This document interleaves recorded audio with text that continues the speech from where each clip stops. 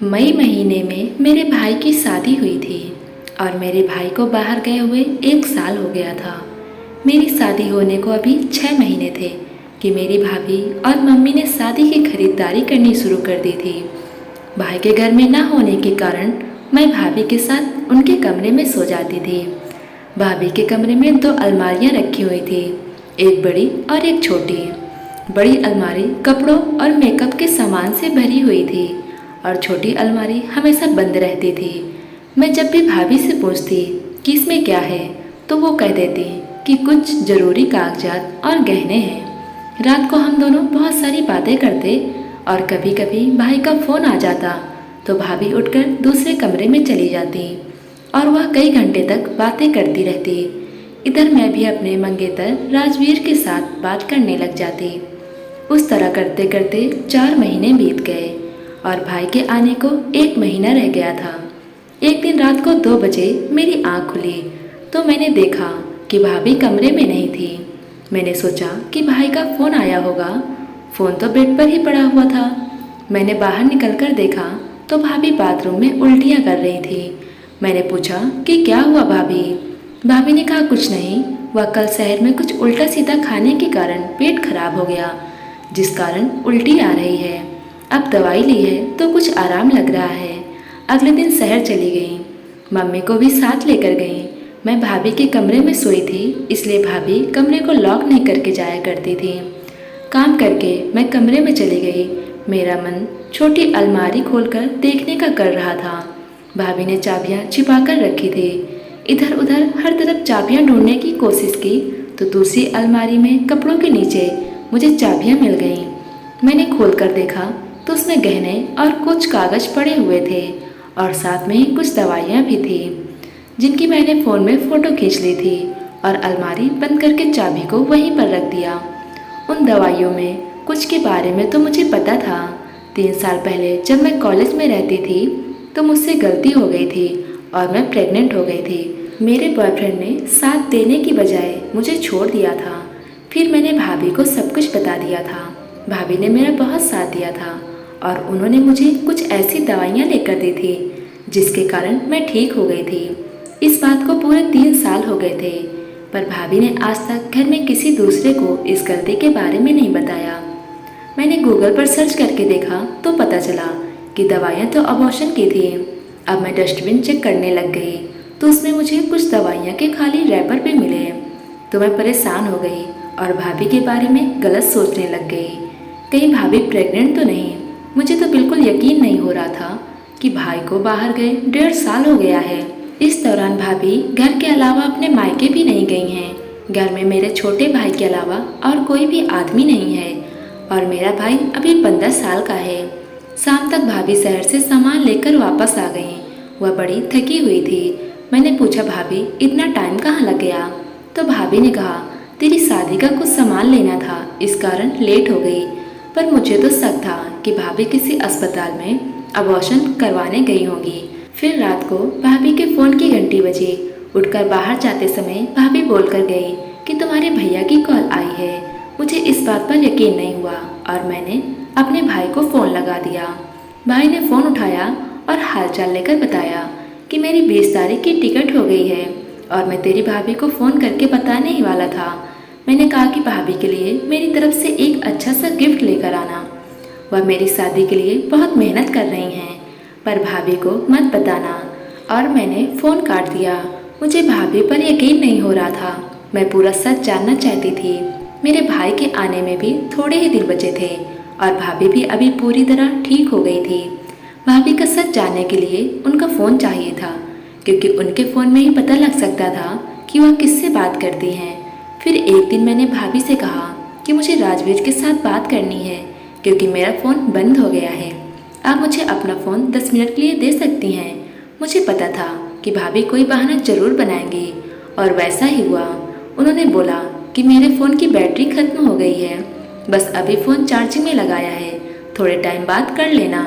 मुझको विश्वास नहीं हो रहा था और मैं अपने भाई के आने से पहले सब कुछ पता करना चाहती थी।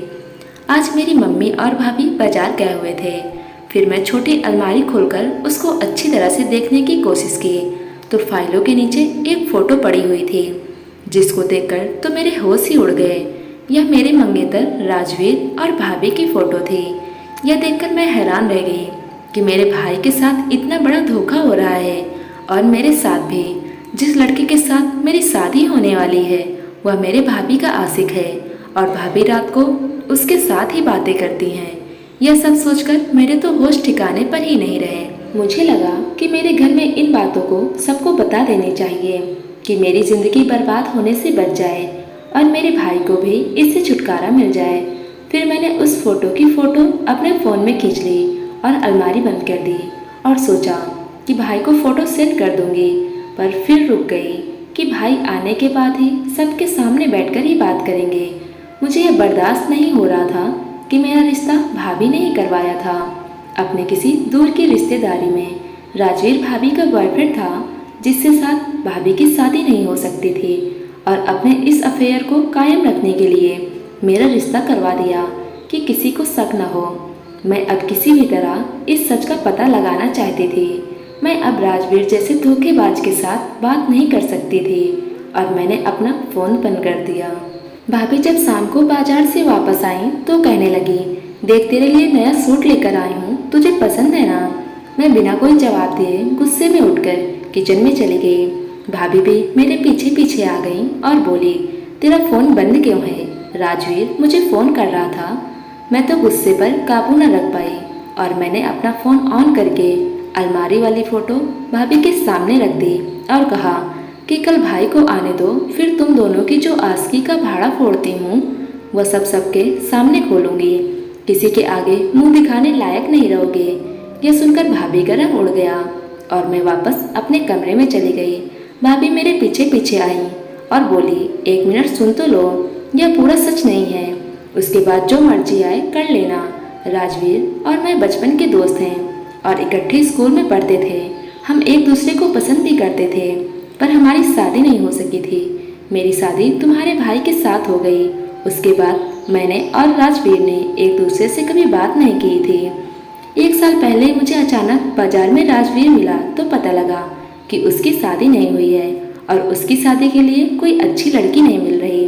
तो मैंने उसके साथ तुम्हारी शादी के लिए बात की तो उनका परिवार इस रिश्ते के लिए मान गया।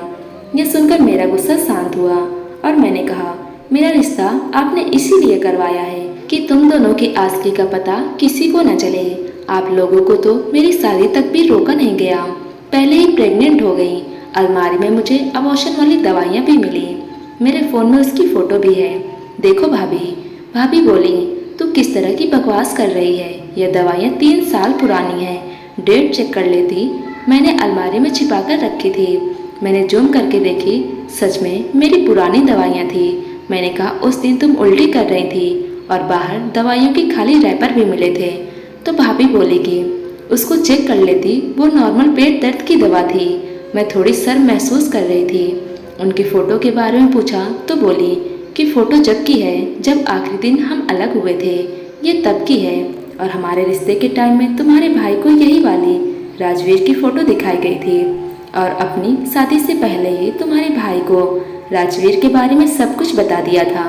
राजवीर बहुत अच्छा लड़का है और मेरी शादी के बाद उसने कभी भी मिलने की कोशिश नहीं की और मुझे सिर्फ अपने दोस्त समझा है। मेरा एक सवाल बाकी था, उस दिन तुम मेरे भाई के साथ बात नहीं कर रही थी। जब मैंने उसको फ़ोन किया तो उन्होंने 1 मिनट में उठा लिया था। यह सुनकर भाभी हंसने लगी और बोली, मैं तेरे भाई से ही बात कर रही थी। जब तूने फ़ोन किया था तो मैं चुप कर गई थी। जब तुम उनको मेरे लिए गिफ्ट लेकर आने के लिए बोल रही थी, मैं उस वक्त लाइन पर थी। अगर यकीन नहीं है तो अपने भाई से फ़ोन करके पूछ लो। यह सुनकर मैं शर्म महसूस कर रही थी। मैंने उनके बारे में इतना गलत सोचा। मुझे अपनी गलती का एहसास हो गया था। मैंने अपनी भाभी से माफ़ी मांगी और भाभी ने मुझे अपने गले से लगा लिया और बोली, राजवीर से बात कर लो, परेशान हो रहा होगा। दोस्तों, कभी कभी आंखों से देखा भी सच नहीं होता, इसलिए पूरा सच जानने के बाद ही फैसला करना चाहिए और शक दूर करने के लिए उस व्यक्ति के साथ सीधी बात करनी चाहिए। उम्मीद करती हूँ कि आपको यह कहानी ज़रूर पसंद आई होगी। कहानी पसंद आई हो तो वीडियो को लाइक करें और चैनल पर नए हो तो चैनल को सब्सक्राइब करना ना भूलें। धन्यवाद दोस्तों।